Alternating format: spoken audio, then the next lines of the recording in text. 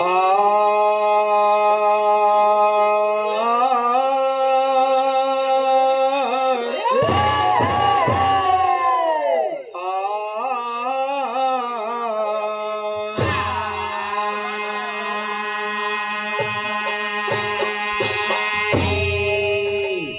छोटा सा दास्तान कुछ भैया लोगन को फरमाइश बा, आप लोग सुने भी हो गए।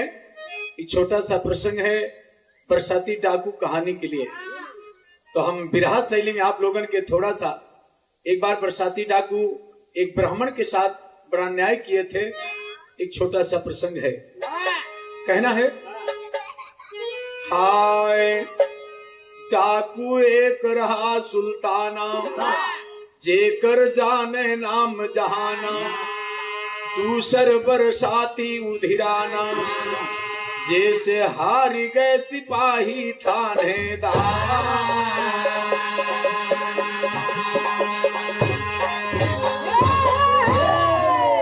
थानेदार सिपाही हारे बरसाती जब उधिराना, खतरनाक डाकू बरसाती थोड़ा गांव में माकाना, बधी रहे पिस्तौल कमर में घूमे बन के मस्ताना, रहा नायस क्यों जिलवा माना आगे क्यों देखाना।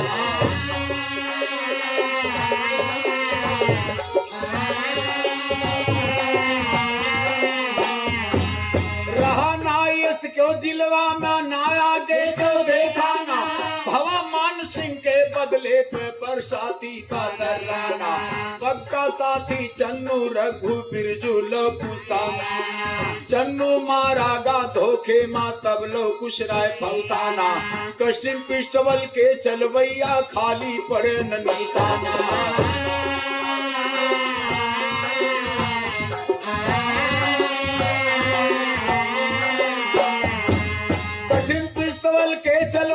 खाली पड़े निशाना, एक पोशाक पहने बरसाती जस्म लश्करी कह जाना, कितना गरीबी और दुखिया का बने दे धनवाना, देखे नाय रहन अखिया से सुने रहन हम होकाना, गुरुवर माधो राम लिखे देकर बनमई में माताना।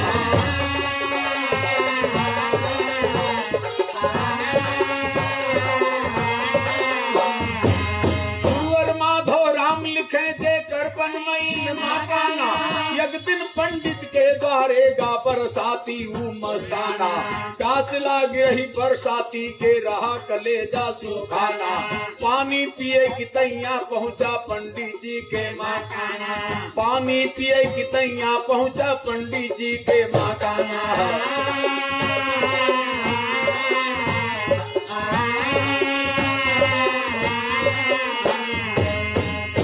ए भैया, एक दिन बरसाती डाकू अकेले पड़ गए बाबूजी। जेठ वैशाख को महीना रहे और संजोग से देखा बरसाती डाकू के बहुत प्यास लागी, बहुत परेशान है, पानी की व्यवस्था ना बा। रास्ता में बाबूजी एकांत में एक ब्राह्मण के घर रहा है। बरसाती डाकू सोचे गांव मोहल्ला क्यों पहचान ले, अकेले घर पर चला वही निखिया पानी पी ली। वो दोस्तों ब्राह्मण का घर रहा। बरसाती डाकू जब पहुंचे तो क्यारा बंदबा भीतरी पंडिताइन सोवत रहे, पंडित कहाँ गवा रहे हैं, लेकिन लड़का मेवाऊ जी कहना है।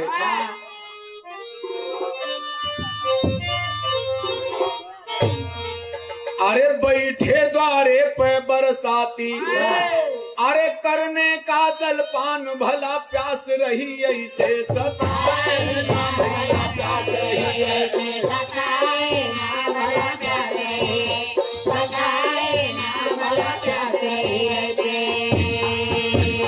अरे चौमो का लख है कोई पड़े ना दिखाया, चौमो का लख है कोई पड़े ना दिखाया, बरसाती के चिंता समाए ना बरसाती के चिंता समाए ना बरसाती के समाए ना बरसाती के चिंता। अरे उठे बरसाती मोहरवा पे गए, भैया धई के जंजीरिया हिलाए ना भैया धई के जंजीरिया हिलाए ना भैया धई के जंजीरिया हिलाए ना भैया धई के जंजीरिया। अरे भीतरा में सोवत रही पंडिताई, भीतरा में सोवत रही पंडिताई, अरे उठ के मोहरवा के आए ना भैया, उठ के मोहरवा के आए ना भैया, उठ के मोहरवा आए ना भैया, उठ के मोहरवा के।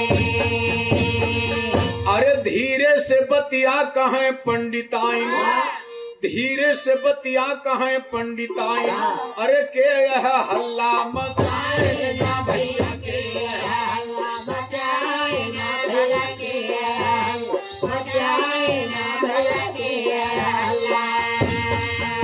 अरे खरी दोपहरिया में कहवा से आई गया तू, सोवत हमका जगाए ना भैया, तू सोवत हमका जगाए ना भैया, तो सोवे हम जगाए ना भैया, तो सोवत हमका। ए भैया अरे कहें बरसाती पिलाई दिया पनिया, हरे कहें बरसाती पिलाई दिया पनिया, हरे पा हमका घमवा सताए ना भैया, हमका घमवा सताए ना माता बा, हमका सताए ना माता बा, हमका घमवा।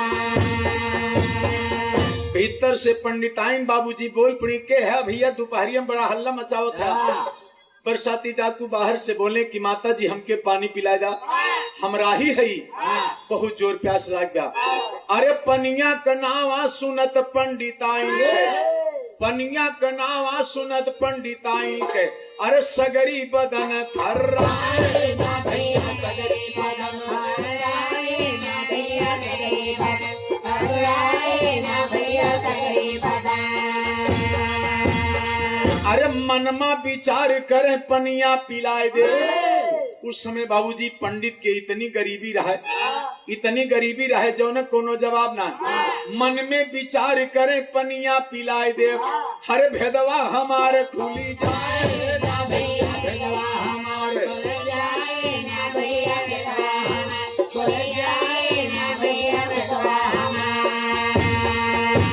अरे तनिका भे मीठा घरे हमरे नायना, तनिका भे मीठा घरे हमरे नायना, अरे यस मालिक हमका बनाए ना भैया, यस मालिक हमका बनाए ना भैया, यस मालिक बनाए ना भैया, यस मालिक हमका। पंडिताइन सोचत ही बाबूजी कि एक झोंका गुड़ नाई न दे के पानी पिला दी, अगर आज हम पानी पिला दे तो हमारे भेद खुल जाए। वो सोचत ही कि पानी न दे तो ठीक रहा। बड़ी देर हो गई बाबूजी ना बोलत ही, फिर धीरे से बतिया कहें बरसाती, धीरे से बतिया कहें बरसाती, अरे काहे का दरिया लगाए ना माता, काहे का दरिया लगाए ना माता, काहे का दरिया लगाए ना माता, काहे का दरिया। अरे काहे पंडिताइन यह है खाली पानी, कहे पंडिताइन यह है खाली पानी, अरे देते शर्म हमरे आए ना भैया, देते शर्म हमरे आए ना भैया, देते शर्म हमरे आए ना भैया, देते शर्म। पंडिताइन कहिए भैया बड़ी शर्म लागत बा, कुछ घर में बा ना कि दे के तुम्हें पानी पिलाई दी, जाए कि मुन्ना कहो दूसरी जगह पानी पिला, हमारे बड़ी गरीबी बगटवा, हमारे कुछ नहीं ना काव दे के तुम्हें पानी पियाई। हरे कहे बरसाती पिलाई दिया पनिया, अरे कहे बरसाती पिलाई दिया पनिया, अरे किस्मत तोहार फिरी जाए ना माता, किस्मत तोहार फिरी जाए ना माता, किस्मत तोहार फिरी जाए ना माता, किस्मत तोहार फिरी जाए ना माता, किस्मत तोहार फिरी जाए ना माता, किस्मत तोहार फिरी जाए ना माता, किस्मत तोहार। अरे जान ला कुबेर आज लई के खजनवा, जान ला कुबेर आज लई के खजनवा, अरे तोहरे दुअरवा पे आए ना भैया, तोहरे दुअरवा पे आए ना माता, तोहरे दुअरवा आए ना माता, तोहरे दुअरवा पे। अरे पनिया पिलाई दही बैठा है बरसाती, कहीं माई निछान पनिये पिया जा, हमें मंजूर बा, आज जान ला कुबेर तोहरे दुआरे खजाना लेके आया है। पंडिताई शर्मा शर्मा बाबूजी निछान पानी लाए के बरसाती डाकू का देते ही, लेकिन चिन्हत ना है के होए अरे पनिया पिलाई दी बैठा है बरसाती, अरे तब सगरी हलिया सुनाए ना भैया, तब सगरी हलिया सुनाए ना भैया, तब सगरी हलिया सुनाए ना भैया, तब सगरी हलिया। अरे कहे बरसाती सुना पंडिताइन, कहे बरसाती सुना पंडिताइन, अरे हम तो एक डाकू कहाए ना भैया, हम तो एक डाकू कहाए ना माता,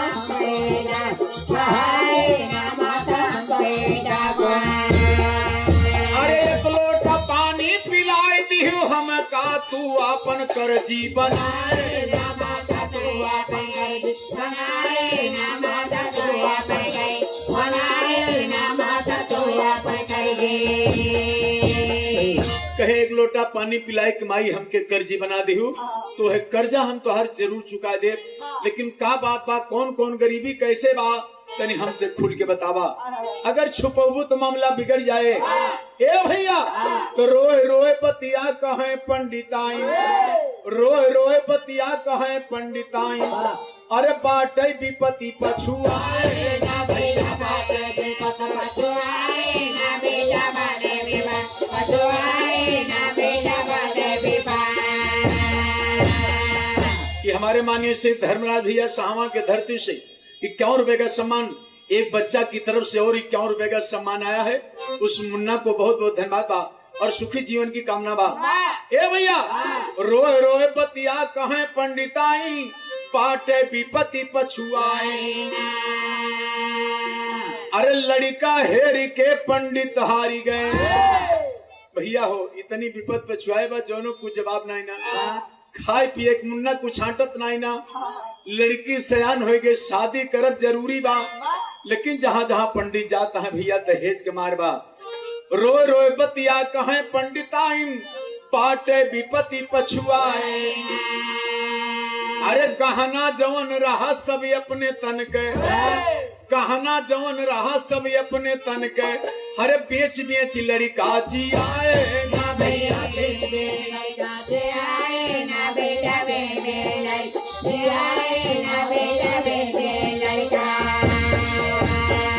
अरे बिटिया सयान घर हो गए जवान, बिटिया सयान घर हो गए जवान, उम्र 16 बरस निकचाए ना, उम्र 16 बरस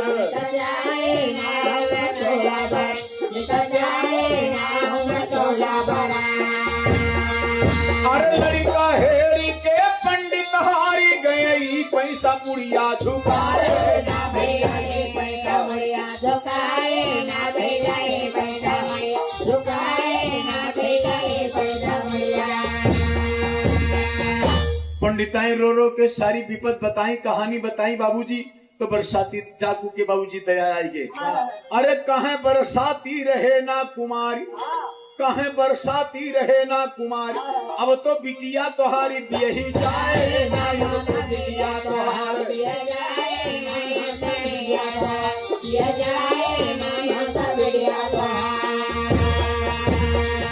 अरे खोले बियग भैया बरसाती डाकू, खोले बियग भैया बरसाती डाकू, अरे गन के रकमिया थमाए ना भैया, गन के रकमिया थमाए ना भैया, गन के रकमिया थमाए ना भैया, गन के रकमिया थमाए भैया, गन के रकमिया थमाए ना भैया, गन के रकमिया थमाए ना भैया, गन के रकमिया।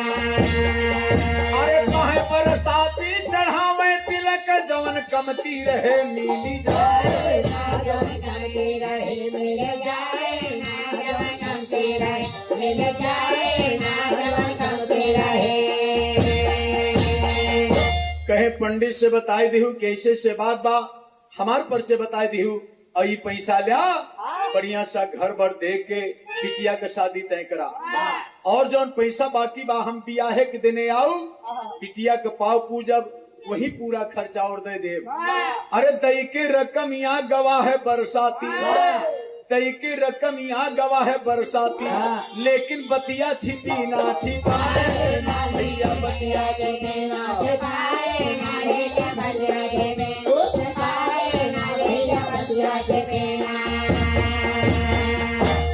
मेहरारू के पेटे बात ना पची। ए बाबूजी इतना उपकार करने के बाद पोल आउट हो गया। वह वंशे कहीं तो जानला गांव भरम हो गया। और जब गांव भरम हो गया बाबूजी तो ये खबर चली गई थाना पर। अब पंडित बाबूजी बढ़िया सा घर पर दे के बिटिया की शादी तय किए। और बरसाती डाकू बाबूजी करार कह रहे हैं कि हम बिटिया के शादी में पाप पूजे जरूर आओ। हरी बाबूजी जब थाना पर खबर चली गए तो गांव में पीएससी लाग गए।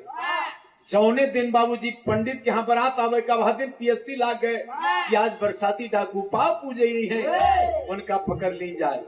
ए भैया दई के रकम यहाँ गवा है बरसाती, लेकिन बतिया छिपी ना छुपाए। अरे होएगा शोर चहु और यार भाई, बरसाती बियाहवा कराए ना, बरसाती बियाह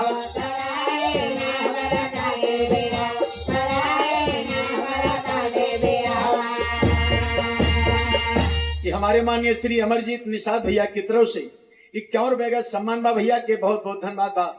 ए भैया अरे पुलिस पीएससी आई के गाँव में अरे चौमों से पहरा लगाए ना भैया, चौमों से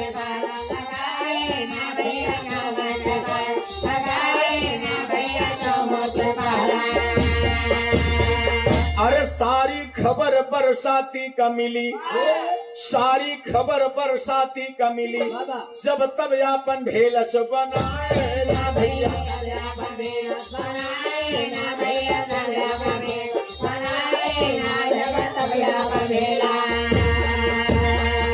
एक छोटा सा बच्चा है बाबूजी पिपिन भैया, पिपिन मुन्ना की तरफ से 21 रुपए का सम्मान है भैया के बहुत बहुत धन्यवाद। सुखी जीवन की कामना बा।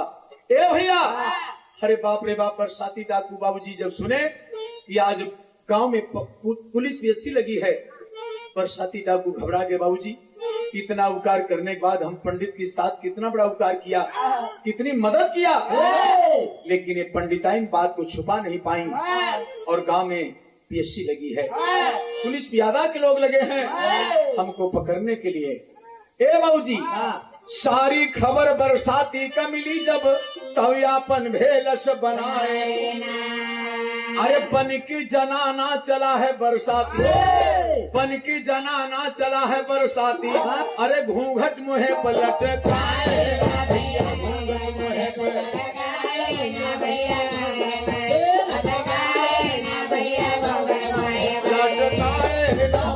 घूंघट मुहे पलट खाए ना भैया,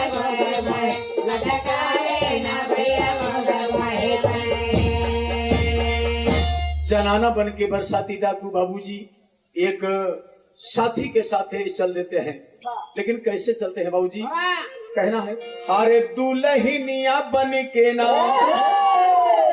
दुल्हनिया बन के ना चली भय बरसाती सैलनिया, दुल्हनिया बन के ना।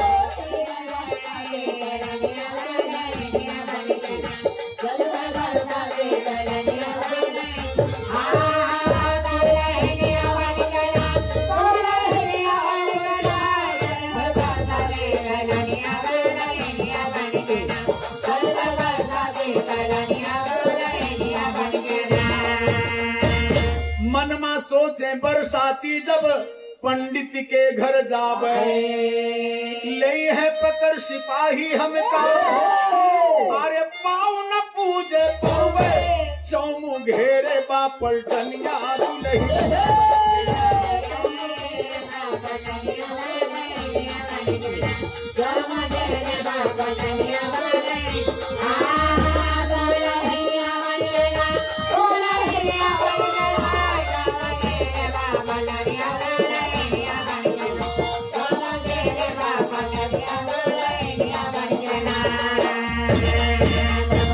हमारे न्यासा पंडित जी आहे बारात बुलाए, अगर वह पैसा ना पैसा अरे तो उनका इज्जत जाए, चढ़ के फिर जाए लगनिया दुल्हनिया।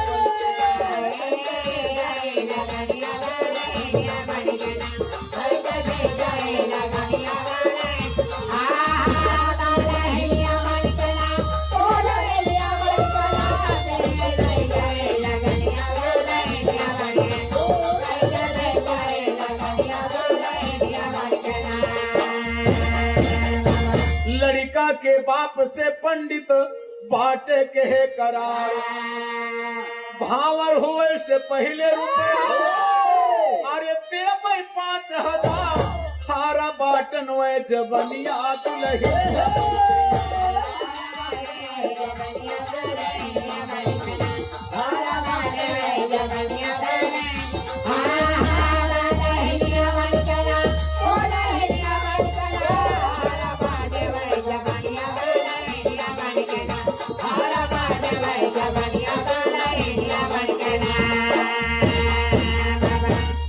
चला जनाना डाकू लिया राइफल हाथे, बन के चला जनाना डाकू लिया राइफल हाथे, बैठा है मोटर साइकिल अरे एक डाकू के साथ है आगे कह सुनिए कहानियां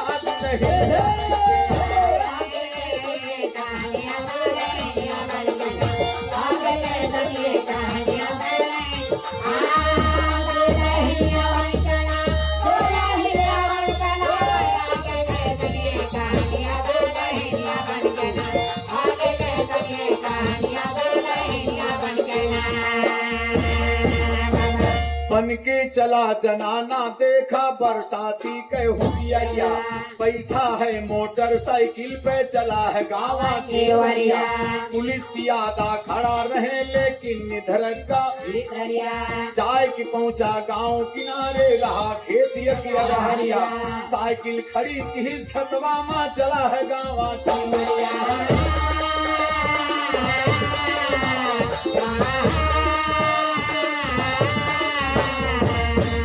ज्यादा खड़ा रहे लेकिन इधर का भीतरिया, चाय मिला है पंडित जी से जगते डर गए पूजरिया, कहे बरसाती डराना पंडित या यही कई की तोहरी इज्जत की तैया हम पहिर लहंगायो सैया।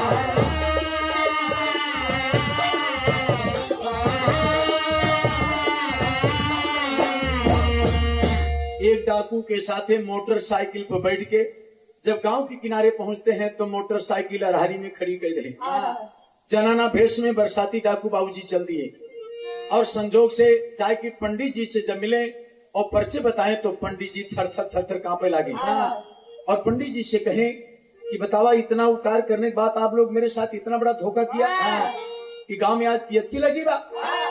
पंडित बेचारू रोवे लगे, कहें महाराज जी हमारी गलती ना बा, ये पंडिताइन कहां से गलती कर दी और पता नहीं कैसे बात खुल गए।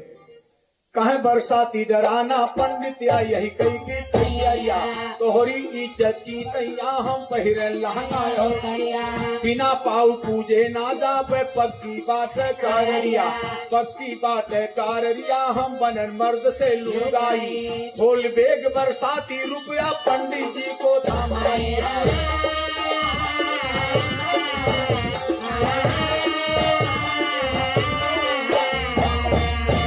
हमारे देव भैया कैमरामैन की तरफ से बाबूजी 101 रुपए का पुनः सम्मान, बहुत बहुत धन्यवाद, सुखी जीवन की कामना है।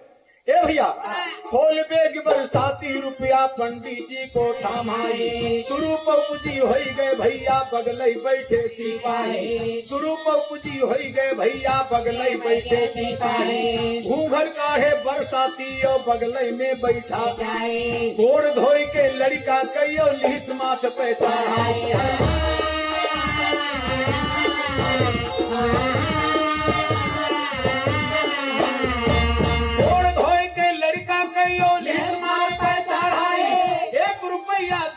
पूजी कही हकीकत बदलाई, 1 रुपया दीन पर पूजी कही हकीकत बदलाई, पाव पूज के चला गवा लेकिन कोई पता ना पाई,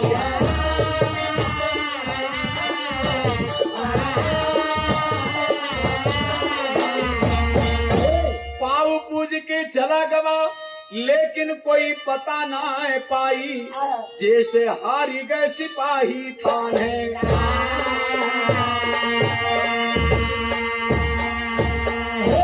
बरसाती रहा बड़ा होशियार, पकड़े का सब कहें विचार, लेकिन क्यों ना कह पाए गिरफ्तार।